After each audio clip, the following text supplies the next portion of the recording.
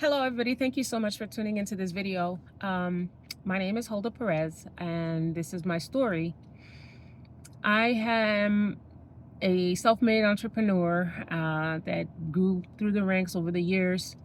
My business has done pretty well over the last 3 years, particularly since I've taught myself medical sales and got top contracts in that industry over the last couple of years.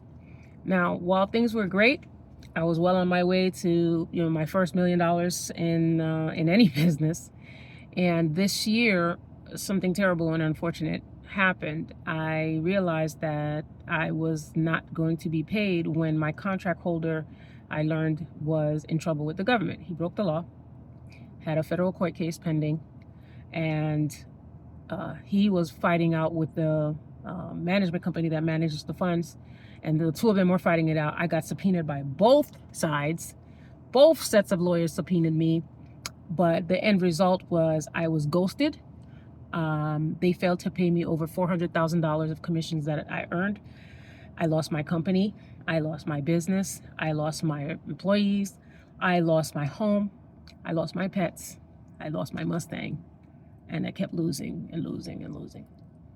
Until I realized I ended up reaching out. I started reaching out right away as soon as I had to exit my apartment. I realized that there was no help coming. All the people that were in my circles, all the people that benefited from all the income that I was making, all the people who were so-called Go Team Holda literally were nowhere to be found and actually became my antagonists. I had people laugh in my face and say, hey, that's what you get. Why don't you get a real job? Etc., etc. At this point, I got to a really low point here recently where I realized I had a choice to make. It's either I was going to continue to be down on myself, or I can open my mouth and start talking and asking for help. I've even had family members give me counsel to tell me, oh, no, please don't tell people your business. Oh, don't say anything. But literally saying nothing got me to the position where I'm now. With that, I had an epiphany over the last couple of weeks when an experience happened. I ended up depleting all my savings. I've been applying for job after job after job after job after job. And I even got hired finally to a real job with AT&T. And they fired me in 5 days and said, nope, you don't fit in here. You got to go. I looked at that at the time. It was devastating for me. I was literally waiting for those little funds to make my car payment, and nothing came. It's like I was experiencing what they call the iron heaven. And that's because my mindset was just not in the right place. And so once I got fired, which I've never been fired from a job before, guys. So all these experiences have been traumatic, to say the least. But once I did get let go, it's like I hit that rock bottom space where I realized that I had a decision to make. Either I would continue to live in fear of losing, or look at life as an opportunity to springboard from this moment to the next level. And that next level for me, guys, is going full force in the nonprofit sector with charity, helping people. My situation is one where I am now sleeping in a homeless shelter. I'm not going to say what city I'm in. People in the room that I'm sleeping in literally are shooting up drugs. Some of them are literally should be in a mental facility. Just it's only by the grace of God that I'm surviving, that I'm safe at night, because things are so random and unexpected, especially when you have people with these issues that are surrounding you. However, rather than complain, I thank God, because I get to experience what it's like for people that society turns their back on, that society forgets, that the culture ignores. I reached out to pastors. I reached out to ministers. I reached out to cousins and families and relatives. And they all laughed at me. You'll be fine. Oh, you'll be fine. After not being paid over $400,000? No, you won't be fine. You know, how do you sustain that lifestyle? You know, how do you do that when you were relying on those funds to sustain your companies, to move to the next contract, to do whatever, you know? But people who don't understand business will never understand that. That's neither here nor there.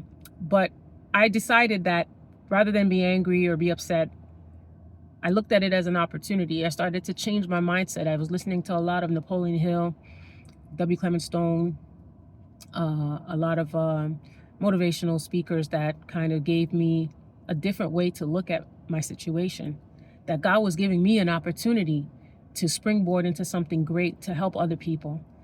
The one thing that's missing in this world, the one thing that is lacking is charity. It's love, which springs from love.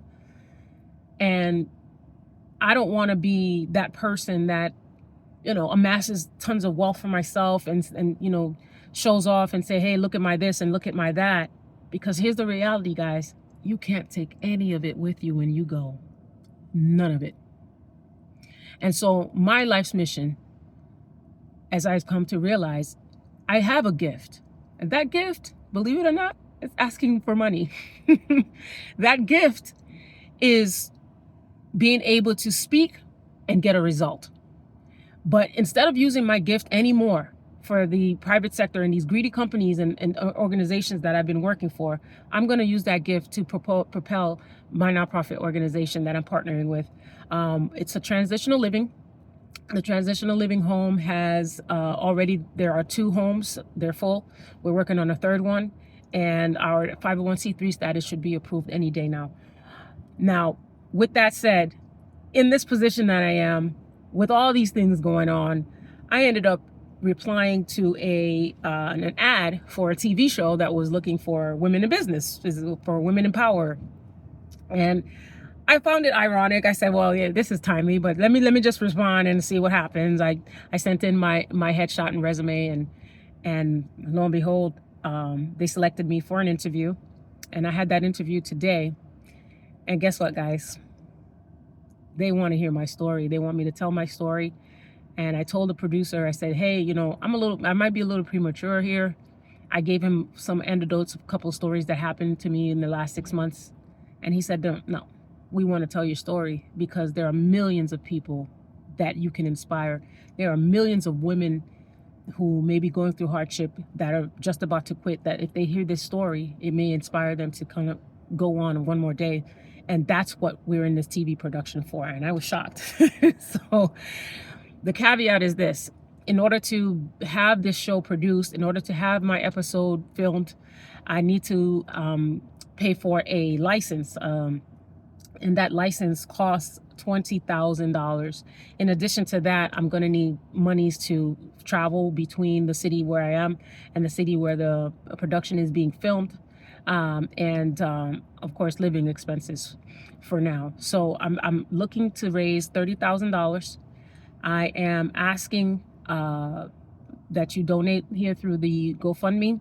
And anything that you can donate, please share this word, share this message, because here I am, a woman. I'm single, I'm divorced, and I've been through a lot of things. I mean, you can hear my backstory. I'll post on my TikTok. You guys can go there to watch the rest. But the short of the long story is this: I'm not giving up. I refuse to give up. I don't care who's laughing. I don't care who's pointing.